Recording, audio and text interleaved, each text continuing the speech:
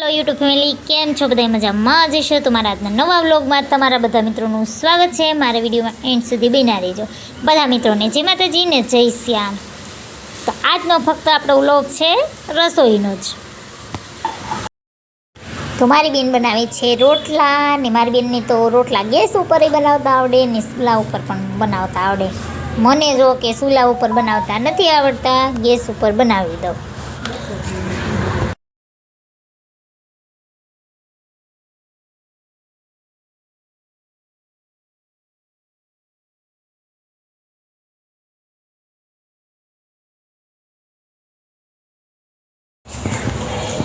Share તો share છે, ગામડું એ ગામડું, હોય લંકામાં હોનું આપડા શું કામનું.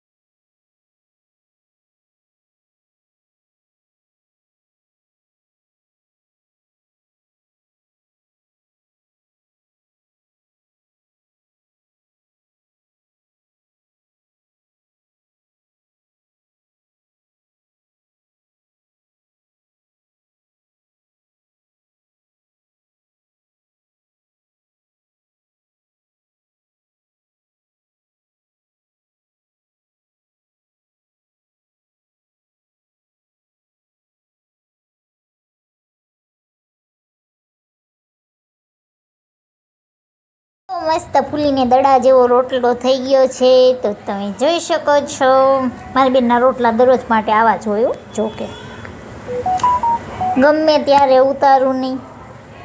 જો કેટલા ગોરા ગોરા ધોળા ધોળા થયા છે.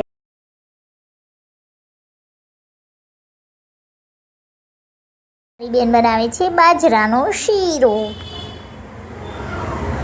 તમને એમ થશે કે બીજી વાર બનાવ્યો, પણ શરદી હોય ને ત્યારે હું શીરો જ ખાવ એટલે બનાવ્યો છે.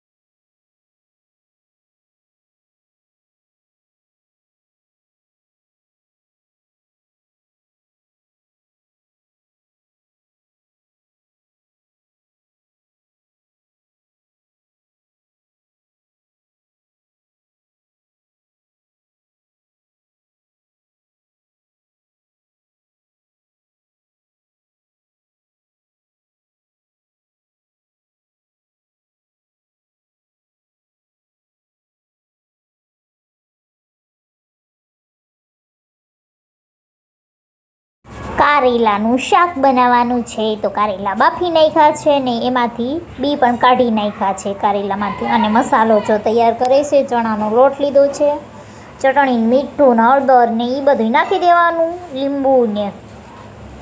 મસાલો થઈ ગયો છે મસ્તીનો તૈયાર. તો હવે કારેલામાં ભરી લઈશું.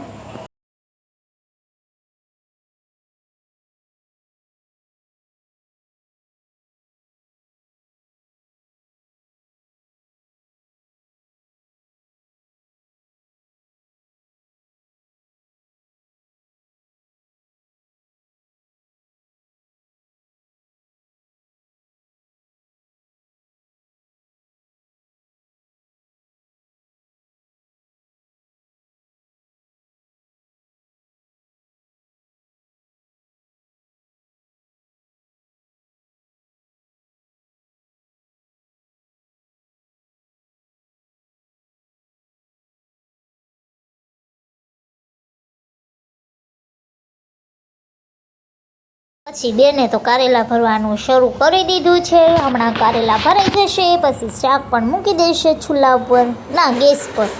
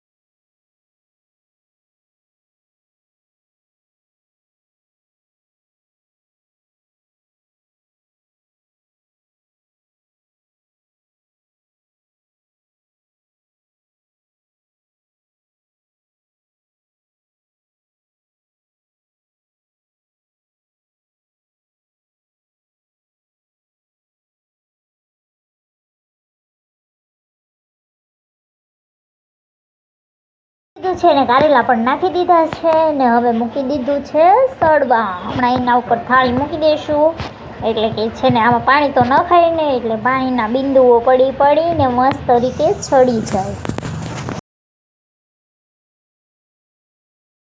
તો ચાલો બધા મિત્રો જમવા. તો તમને આ મારો વ્લોગ કેવો લાગ્યો લાઈક કરજો, કોમેન્ટ કરજો અને તમારા મિત્રો સાથે શેર કરજો. અને મારી ચેનલમાં જો નવા હોય તો સબસ્ક્રાઈબર કરવાનું ના ભૂલતા. બધા મિત્રોને જય માતાજી ને જય શ્યામ. ફરી મળીશું નવા વ્લોગમાં. ત્યાં સુધી બધાને જય માતાજી.